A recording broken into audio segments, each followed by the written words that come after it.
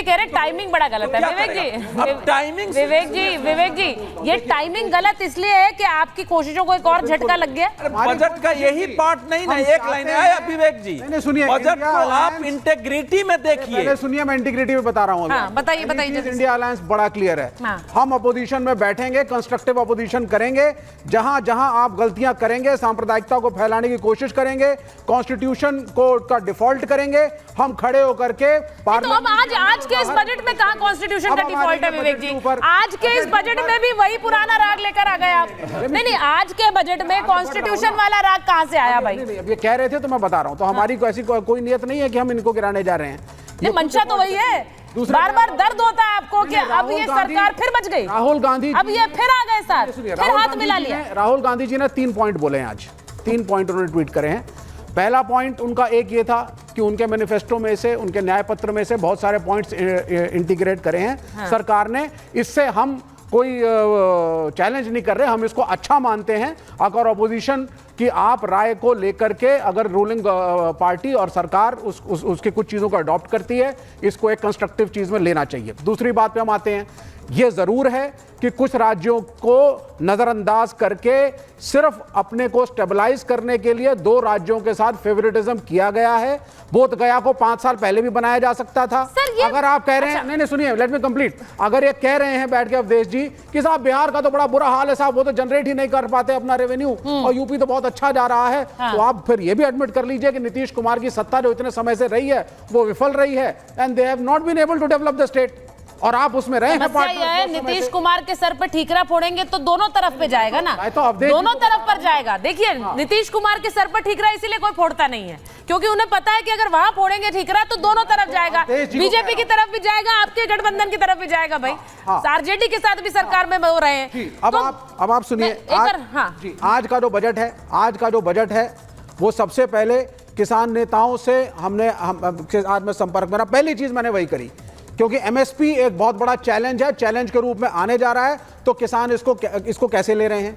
इसके अंदर बहुत सारे पॉइंट्स इन्होंने जरूर लिखे हैं कि साहब हम ऑर्गेनिक फार्मिंग करेंगे। विवेक जी लेट मी, मैं वापस पॉइंट पे आ रही हूँ। आप मुझे ये बताइए कि एक तरफ तो आप लोग कह रहे हैं कि भाई ये हमारा कॉपी पेस्ट बजट है, ये कांग्रेस पार्टी कह रही कॉपी पेस्ट बजट है हमारा, दूसरी तरफ कह रही है सरकार बचाओ बजट है, तो दोनों में से एक ही हो सकता है ना?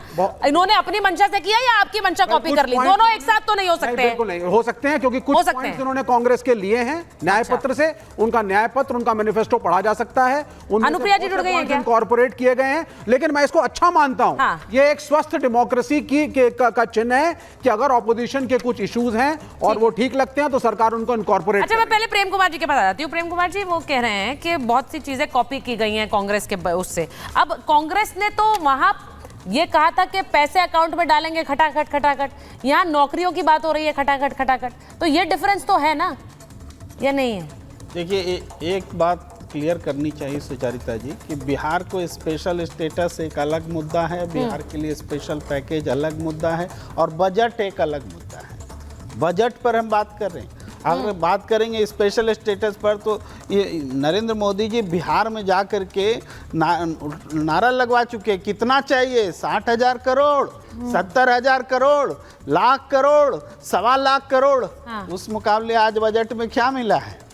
नहीं मिला है। स्पेशल स्टेटस एक मिल गया। नहीं, अगर ये कुछ नहीं है प्रेम कुमार जी, तो फिर आपके बगल में बैठे हुए भाटी जी से पूछिए कि क्यों इसको देखकर कहा जा रहा है यूपी को तो कुछ नहीं मिला। आप कह रहे हैं कुछ नहीं है ये। नहीं प्रेम कुमार जी, आप कह रहे हैं कुछ नहीं मिला है, तो फिर अगर ये कुछ नहीं है तो उस कुछ नहीं के लिए इतनी लड़ाई हो रही है कि यूपी को नहीं मिला। मैं कहाँ कह रहा हूँ कुछ नहीं मिला है, मैं कह रहा हूँ वो 1.25 लाख करोड़ का जो नारा लगाया था उसके मुकाबले ये फिगर क्या है? कुछ नहीं मिला, मेरा शब्द नहीं है। दूसरी बात, अच्छा बोलिए भाटी जी। देखिए, हमें इस बात में कतई आपत्ति नहीं है कि बिहार की मदद क्यों की, बिहार की मदद होनी चाहिए, बिहार की जरूरत है, आंध्र प्रदेश की भी जरूरत है, हमें भी कभी भी जरूरत पड़ सकती है। हमारा ऐतराज उस बात पर है कि दबाव में निर्णय लिया जा रहा है।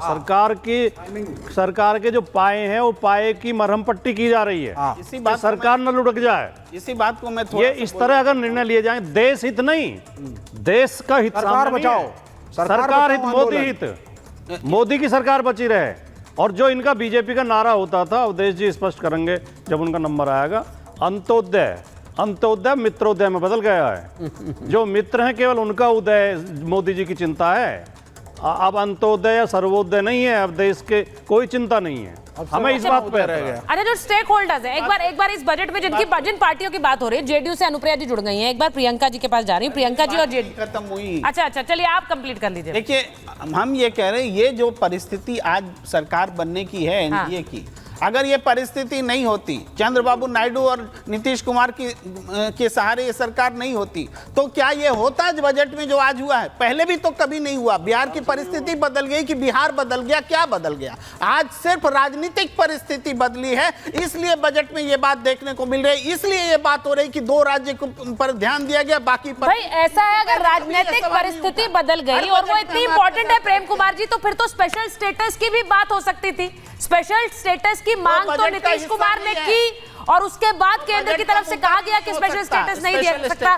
तो वही तो कह रही हूं, अगर राजनीतिक परिस्थिति इतनी बढ़ गई कि वो सरकार बचाने की नौबत पर आ गई, आप कह रहे हैं बजट से सरकार बचा ली इन्होंने, सरकार नहीं गिरी, तो फिर तो स्पेशल स्टेटस की भी बात होगी सर। सरकार बचाने के लिए तो वहां तक चले जाएंगे। जनता पूछेगी ना। एक बार प्रियंका जी के पास जा रही हूं। और ये कुछ हजार करोड़ में क्या फर्क है, बिहार की जनता पूछेगी। प्रियंका जी, बिहार स्पेशल स्टेटस नहीं मिला तो नीतीश कुमार इस्तीफा दे दें, अब 58,000 करोड़ का पैकेज मिल गया तब भी इस्तीफा दे दें, मतलब कुल मिलाकर नीतीश कुमार इस्तीफा दें।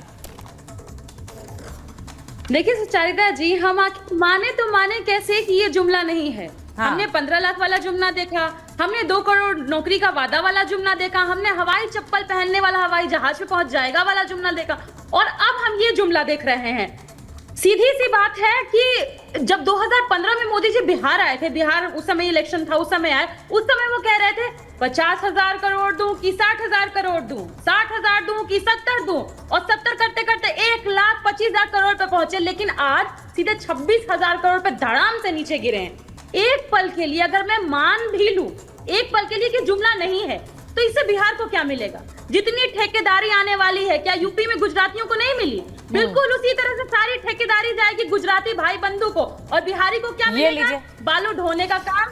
अब आपने एक और बंटवारे वाली बयान दे दिया है, अब आपने एक और बंटवारे वाला बयान दे दिया है भाई। नहीं, ये बंटवारे वाला नहीं। ये क्या मतलब है इसका? तो सीधा मतलब ये है कि आप बजट अलॉट करते रहिए, आप बजट अलॉट करते रहिए, इसका मतलब क्या है प्रियंका जी? आप कह रहे हैं इसीलिए। अच्छा, एक मिनट, वो समझा लेना अपना मतलब, विवेक जी वो समझाएंगी ना अपना मतलब। हाँ, बिहार को सिर्फ और सिर्फ झुंझुना मिला है, इससे बिहार जब पार्टीशन हुआ, क्या बचा बिहार के पास में? अच्छा। क्या हमारे पास खदानें बची? हमारे पास सिर्फ धूल धूसरित वाली जमीन बची, और और आप केंद्र की तरफ से हमारे लिए क्या कर रहे हैं? नीतीश कुमार जी आज चुप्पी साधे हुए नहीं बोल रहे हैं। बिहार विशेष राज्य के दर्जे पर भी मुंह बंद है। आप जो व्यक्ति बिहार को विशेष राज्य का दर्जा नहीं दे सकता, वो बिहार का हित कभी कर ही नहीं सकता।